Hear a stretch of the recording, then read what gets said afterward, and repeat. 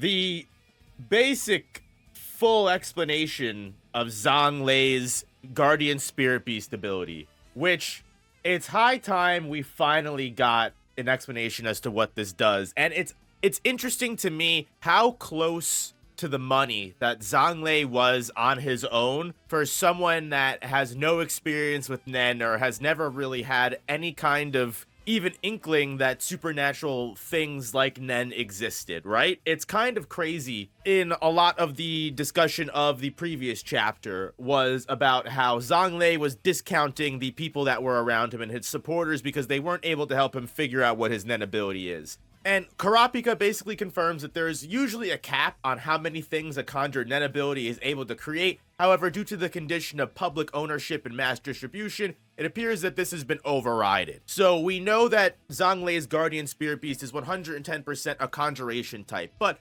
Kurapika does not rule out the fact that it could be a dual typing Guardian Spirit Beast, especially with the basis of the coins being handed out. While sure, they all go off the number, everything like that, they do also have separate backs, and there's two different types of backs. One looks exactly like the Guardian Spirit Beast, which is what appears whenever Zhang Lei has it in his possession. And then also, when the Guardian Spirit Beast coin is handed to someone else that isn't Zhang Lei, then the back appears to look just like Zhang Lei. What that means is still undetermined, although it may pertain to what Kurapika's worst fears about the Guardian Spirit Beast abilities could be. Honestly, I wasn't interested in Zhang Lei, but the more he's talked about, the more I'm weary of him, especially since his ability might activate after the war. An ability that is restricted sounds scary. We already know that abilities that have self-imposed restrictions or self-imposed hibernation times could potentially be some of the strongest abilities we've seen. I mean, that's part of the reason why Camilla's have-nots, which we will be talking about later, are a severe threat to a lot of the princes, and also why Beyond's curse that has been grueling for so many years and built up over time could potentially go off like silent bombs at any point in time when those Beyond babies and the sacrificial lambs, as we're calling them, are taken out, and whatever they're cursing is going to be easily destroyed. So we already know things that have been boiling for a long time, as Kurapika is already worried about Beyond, waiting and letting things cook in the background. We have even more Nen abilities that are just going on because Kurapika, as well as what Zhang Lei originally thought of, like Zhang Lei thinks about this way early on, and that's kind of what I mean, how close he was to finding the truth. Kurapika really just validating his beliefs and validating what he already kind of thought. This ability is really set to take effect after the Succession War is completed and after Zhang Lei, the confident, cheeky bastard, wins. One thing that I have to commend Kurapika for is the kind of danger that he is in every single moment. There's not a single minute that Kurapika is not fighting for his life in the Succession War, even in these small little political exchanges that he's having with the princes that are supposedly on his side. It's not even necessarily Zhang Lei's fault. Kurapika is smart enough, he understands Nen to a certain degree that a parasitic Guardian Spirit Beast like Zhang Lei, especially one that they don't even understand what it does to begin with, Zhang Lei being like, hey, take this coin, let's see what happens. Sure, he may not mean anything menacing by it, not that he wouldn't get anything out of anything menacing happening to it. That's why he's got the biggest smirk on his face. But Kurapika understands that if this is a conjuration dual manipulation type Guardian Spirit Beast, just touching this coin could mean his doom. Sure, Kurapika doesn't want to appear disrespectful. He doesn't want to tarnish this reputation that he's built with the Third Prince, who's a very high-ranking member of the Kaken Empire and a big asset to them entirely, especially with Prince Wobble's safety entirely. After even making the hypothesis that it is a manipulation ability, it's so thankful that it's not an instant effect ability, because if it was, this could have been game one and done over in this very moment, the moment this coin touched Kurapika's hands. Now, what Kurapika does notice is that the coin does go back to 1, even though it was a 10 when it was originally handed over to him. So that means that the coin changes value depending on who is actually the holder of the coin. So if you've been holding it for 100 something days, the moment you give that coin to someone else, that coin resets back to 1. You can't just transfer a 100 point coin to someone else. That value is immediately determined by that person and how long they have been holding the coin. even if he seemed pretty vulnerable so far, I feel like Zhang Lei is a serious player in this arc. He's smart. Yeah, Kurapika even mentions that Zhang Lei is such a strategic, calculating prince that it makes sense why his Nen ability would be saved for after the Succession War and after he wins. He's so focused on the future. He's above all of the, the pesky and childish middling and plotting behind the scenes and the Game of Thrones-esque sibling rivalries. That's all past him. It's also why Zhang Lei is willing to offer things like testing the coin to Kurapika, because again, even if that coin was to immediately, as Kurapika later assumes, over time slowly manipulate and push loyalty into the brain of the holder, that just works in Zhang Lei's favor, and he knows that. He understands that that all of this and Prince Woble's safety, which is ultimately Kurapika's main mission, relies on Zhang Lei's cooperation with Kurapika. So Zhang Lei knows he holds all of the power. He's very smart. He's not some layman, and it's also the reason why he's been such a major player that no one has fucked with this entire time, right?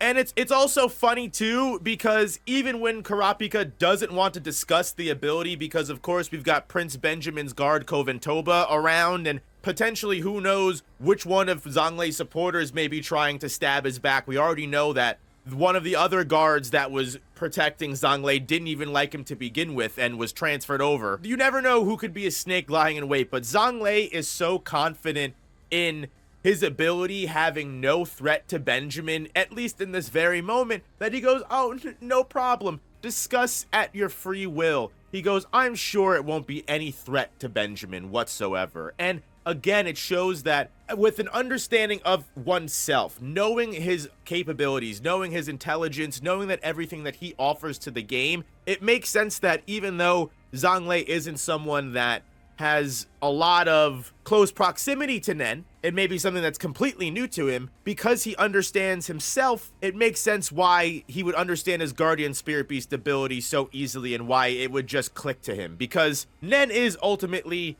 taking oneself and one's thoughts and what one deeply considers an axiom and a principle and turning that into a Hatsu, turning that into your Nen ability. That's why it takes years to create a Hatsu, because it takes such thought and devotion to that belief and that idea. Yeah, it makes sense that the Guardian Spirit Beast follows that. It all follows suit with the prince's personalities and who they are. But it's for this exact reason that Kurapika understands not only is Prince Benjamin's soldier being there a reason why he doesn't want to completely divulge everything he's learned about the Guardian Spirit Beast, but it's because Zhang Lei is so political and smart that he knows Zhang Lei is a very conditional asset. Zhang Lei himself, even in this chapter, goes, Kurapika, you are not my equal. You never, we are not equals, you and me. So Kurapika knows he only is a benefit as long as he can continually offer information. So not only does he hold back, but he fears that giving out the entire scope of the Guardian Spirit Beast, he can very easily create a power vacuum in the Succession War, which is already, treading on thin ice as it is at this very moment, especially with how, again, going into the second phase of the Succession War these last couple chapters have been. It really feels like we're setting up for something bad to go down, and Kurapika is not one to not pick up on those subtle frequencies in the rhythm of the area, right? So in preference of keeping the powerful side and the weaponization side of the Guardian Spirit Beast ability to himself, he expresses as much as he's willing to Zhang Lei about the full ability of his Guardian Spirit Beast. After a set amount of time with one user, the coin will begin to awaken Nen abilities within them. So just by using Zhang Lei's equation that he figured out of 10 to the power of 64, which essentially just means that the coins go up 1 day, 2 day, 3 day, 4 day, 5 day. On the 10th day, they hit that 10, and then they stay 10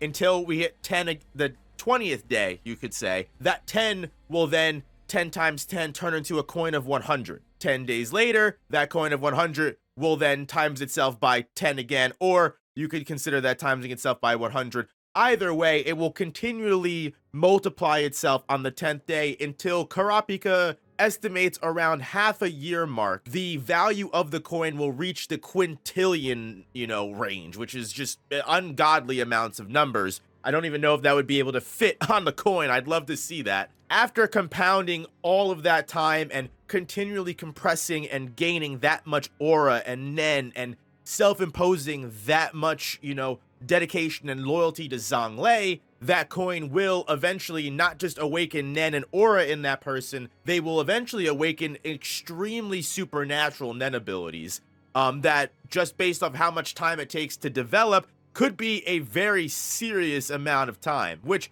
it's almost similar to Marina Prudo's Contagion. As we know with Contagion, after the swap of saliva, you're easily able to just give nen to another person, at least the aura and understanding of nen. Then as that person kills more people and levels up, they can gain a nen ability at level 20, and then at level 50, or I believe it's level 100, one of the two, they actually become a patient zero of Contagion and then can swap their own saliva with others to further the spread of Marina's nen ability. It's similar and therefore just as destructive to the overall flow of the succession war and just society as a whole. It's for this reason that even though Kurapika doesn't also realize there's the threat of Morena going down below that's very completely similar, but again, it's just based off the idea that a conjured guardian spirit beast like this would not just offer supernatural abilities, nen, and an easy way to skirt around the process of training nen traditionally for absolutely no reason. Even though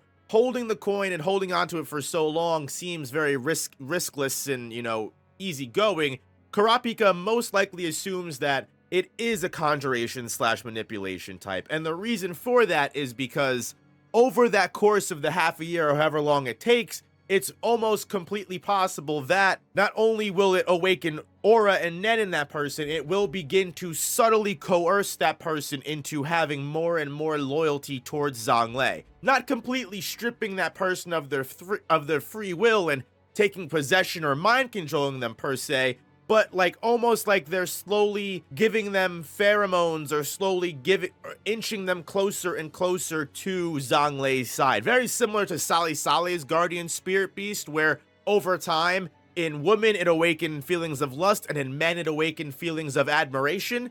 It's kind of similar to that, where over that course of period of holding on to that coin, you will unwittingly become more and more of a Zhang Lei follower. Which, even though Kurapika does take a nen coin from Zhang Lei, and as a token of appreciation, I'm sure he's gonna toss that shit or hold on to it in a way that has nothing to do with him holding on to it. Kurapika keeps this information of the manipulation aspect of the guardian spirit beast to himself, and he also suspects that the missing coin that Zhang Lei is unable to find, produced on day 1 of departure, is most likely held by Koventoba, the Prince Benjamin guard that's been hiding with them. It would make sense that the only true non-follower, the one who has the most reason, Occam's razor, the one who has the most reason to want to keep Zhang Lei's guardian spirit beast from him, would be the one that's hiding that missing coin. Kurapika is ultimately glad to have Zhang Lei on his side to protect Wobo, but he also understands that this relationship could very easily go south, and the reason why he feels that way is because of Zhang Lei's direct connection to the Mafia.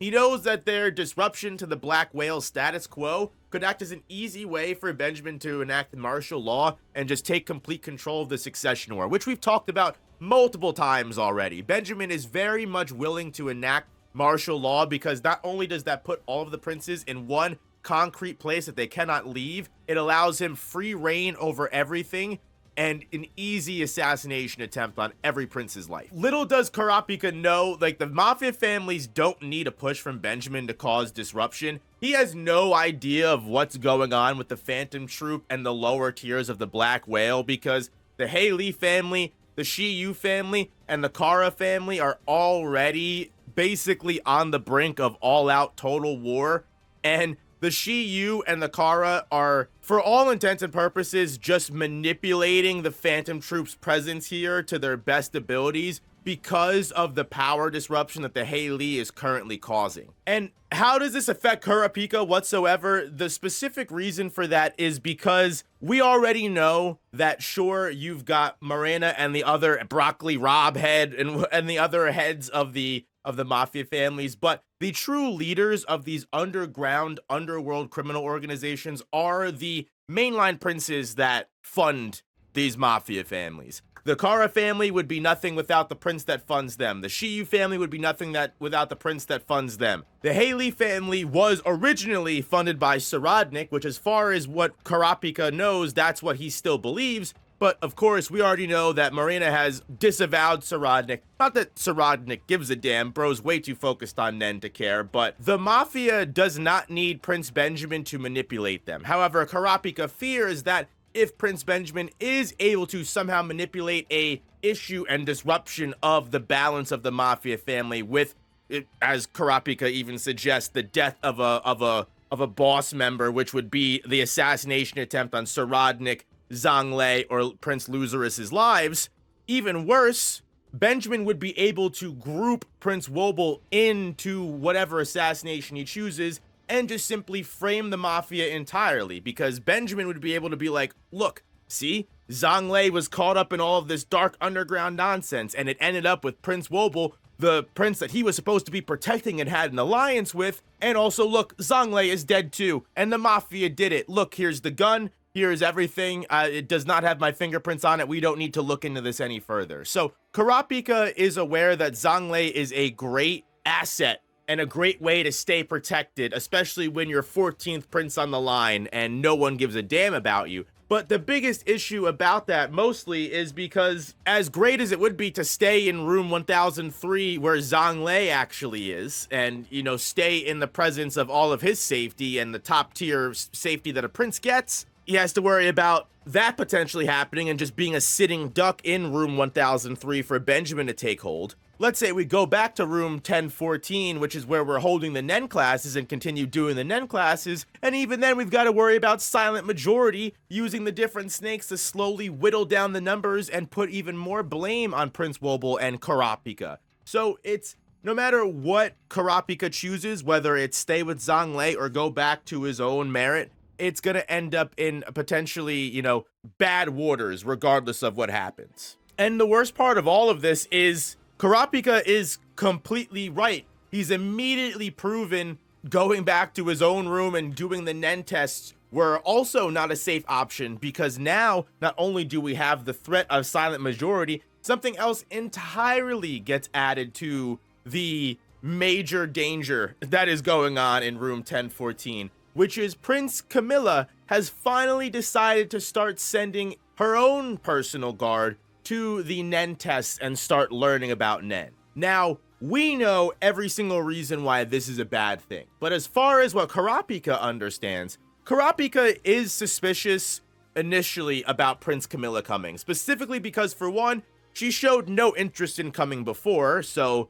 why did she suddenly just start showing interest now? Kurapika does find that it's weird that after admitting that he's going to release the public information about the letter that he got, to which he already knows that there's nothing bad about her specifically in the letter, so he's not too sure why she would be interested in the letter at all, but he just assumes that there's a secret in that letter that Prince Camilla does not want getting out, or there's another secret entirely that she wants to take care of or keep surveillance on from getting let out. So he already suspects her for one reason, but Kurapika also thinks it's weird that she's only sending one guard as opposed to, I guess it's customary to send like 2 or 3, it seems, just to make sure everyone's on the same page. But obviously, we've got Babamina, who is the only person that is able to figure out what's going on. And it's because he's got the insider information on Prince Camilla's have-nots. And if you don't remember, Prince Camilla's have-nots are a group of, I believe it's 13, but most likely 14 or more people that in the Kaken Empire that were either illegitimate children or were just tossed aside in the military and really no one wanted or had any value. But Prince Camilla specifically adopted into her royal guard, so that way she could not only have perfect protection, but she took pity on their terrible situations. And because of this, all of Prince Camilla's have-nots, quote unquote, are very much dedicated to her and willing to do anything for her, to the point that they have spent a majority of their time as have-nots in Prince Camilla's guard, cursing a specific prince of the 14 that are in the Succession War. all of these have-nots have been putting all of their aura, all of their life energy into these princes. Prince Camilla's only standing one. It's pretty clear that Prince Woble's have-not, who we already know didn't require much time because he was born a couple weeks to a month ago. That doesn't take long to build enough of a curse to kill that type of human being. They are on their way to potentially threaten. It's just another layer to the Nen test that we didn't need. Silent Majority was already enough of a problem. And honestly, it shows that despite Kurapika going in the right direction for a long period of time in the Succession War so far, this may actually be the first wrong decision he's made. Because, again, with the knowing what Kurapika does not know, we know that the Mafia is already at hinge of bursting and causing a chaos scene in the lower tiers. So thinking that Benjamin is going to take advantage of that may not be Kurapika's biggest threat, because that may break out, sure, but we already know with what's going on with Hulkenberg, as we'll talk about later, it may have actually been safer to be in Zhang Lei's care than it might have been, because now Prince Woble's at a big disadvantage here if this have-not is able to somehow take their own life in the Nen class close enough to Wobble and enact that curse.